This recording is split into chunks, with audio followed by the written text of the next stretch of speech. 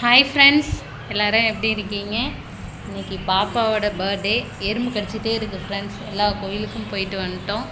எல்லா சாமியும் சுற்றி உள்ள சரௌண்டிங்கில் முருகன் கோயில், வெளியாண்டவர் கோயில், அடுத்து இன்னொரு விநாயகர் கோயில், 2 விநாயகர் கோயில், ஒரு காளி கோயில், மொத்தம் 5 கோயில் போயிட்டு சாமி கும்பிட்டுட்டு 10:30 வீட்டுக்கு வந்தோம்.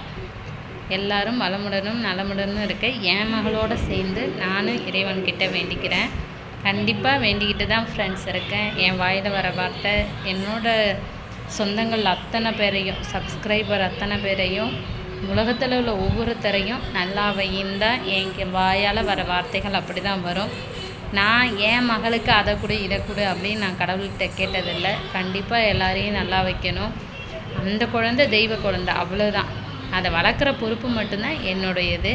அவள் சாமி குழந்தை தான். அப்படி தான் நாங்கள் நினச்சிட்ருக்கோம். அப்படிப்பட்ட என்னோடய மகளுக்கு உங்கள் அனைவருடைய ஆசீர்வாதங்கிறது கண்டிப்பாக கிடைக்கணும். இந்த லீவில் முடியல ஃப்ரெண்ட்ஸ். வால்யூம் அதிகமாக வச்சு பேசவே விட மாட்டாங்க. வால்யூம் கொஞ்சம் கூட இருந்ததுன்னா கண்டிப்பாக அதுக்காக சாரி. அப்புறம் என்னுடைய பாப்பா, இது ஒரு பர்த்டே ட்ரெஸ். பர்த்டே பேபிக்கு இது ஒரு ட்ரெஸ், மொத்தம் 3 ட்ரெஸ். இது ஃபஸ்ட்டு ட்ரெஸ். எப்பொழுதுமே பேண்ட் ஷர்ட்டில் கோயிலுக்கு போவோம்.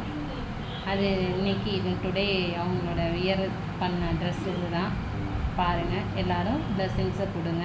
பாப்பா நல்லா இருக்கணும்னு நீங்கள் எல்லோரும் வேண்டிங்க.